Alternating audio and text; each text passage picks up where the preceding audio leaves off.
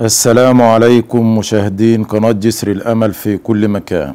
يا جماعة، اللي بيحصل حوالينا في غزة بيأكد كل يوم إن مصر واقفة في صف أشقائها، بس واقفة بعقل وبحسابات.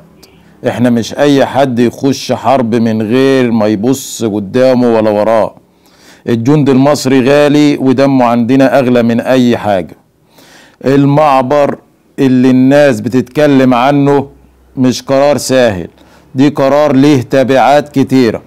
مصر مش هتغامر بأولادها، ومش بس كده، مصر مش بس بتحمي حدودها، مصر كمان فاتحة قلبها لكل اللي بيلجأ لها.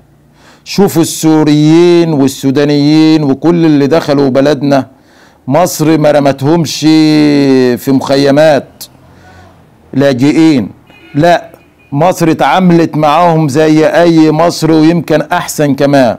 بياكلوا من اكلنا وبيشربوا من شربنا، وبيتعاملوا معاملة احسن مننا كمان. وده مش جديد على مصر.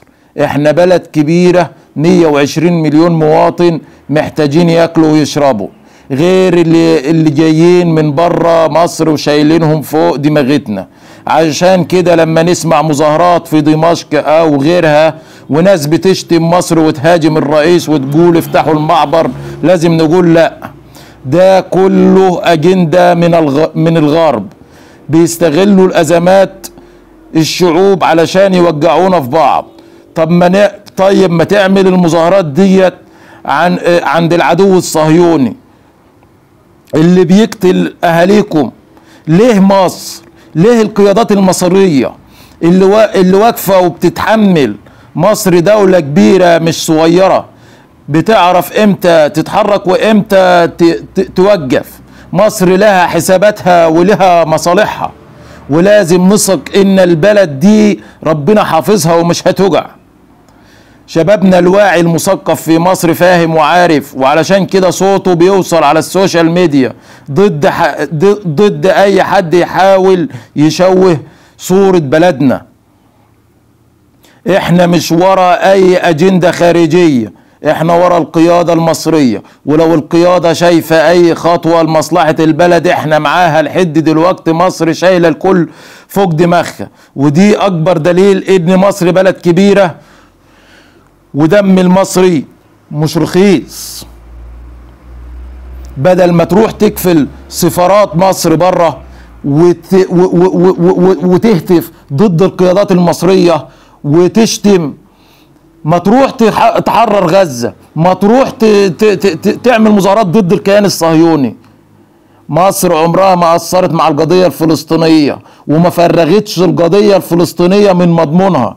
ال2 مليون اللي هم بيتكلموا عليهم غزاوي اللي عايزين يهجروهم في مصر في سيناء، احنا نشيلوهم على دماغنا، بس احنا مش هنفضي ارض غزة، احنا مش هنسيبوا لهم الارض، لان الارض ده بالنسبة لنا عرض.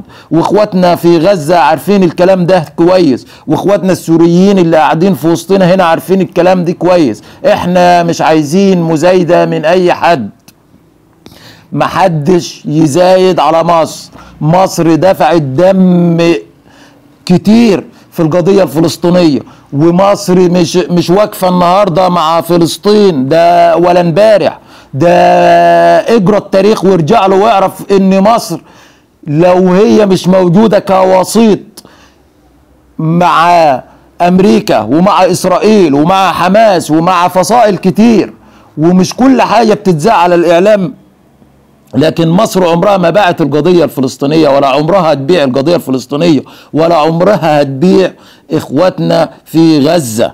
احنا 120 مليون وعندنا اكتر من 6 مليون بنأكلهم وبنشربهم وبنعاملهم معاملة اصحاب الارض. والايام اللي جاية هتثبت الكلام اللي انا بقوله ده، والايام اللي فاتت تثبت الكلام ده، وان القيادة المصرية طول عمرها على مر التاريخ شغلتها القضية الفلسطينية، وعمرها ما تخلت عن القضية الفلسطينية، وموقفها واضح للعالم كله. دم المصري مش رخيص، ودم اخواتنا الغزاوية ما هوش رخيص، ودم اي عربي بالنسبة لنا ما هوش رخيص.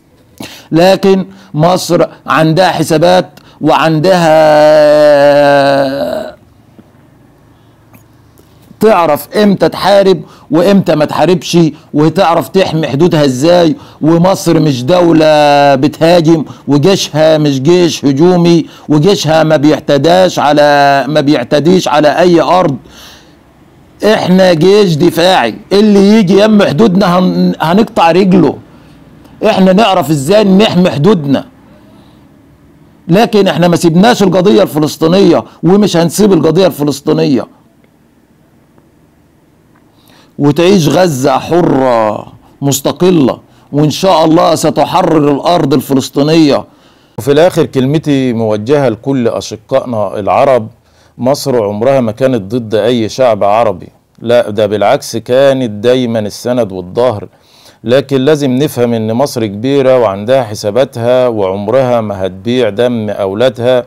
اللي عايز يهاجم مصر يوجه غضبه للعدو الصهيوني مش لينا. مصر هتفضل واقفة قوية وظهركم الحقيقي، وصدقوني طول ما مصر بخير الأمة العربية كلها بخير. السلام عليكم ورحمة الله وبركاته، وادعمونا بلايك وبشير علشان نوصل صوتنا لكل إخواتنا العرب.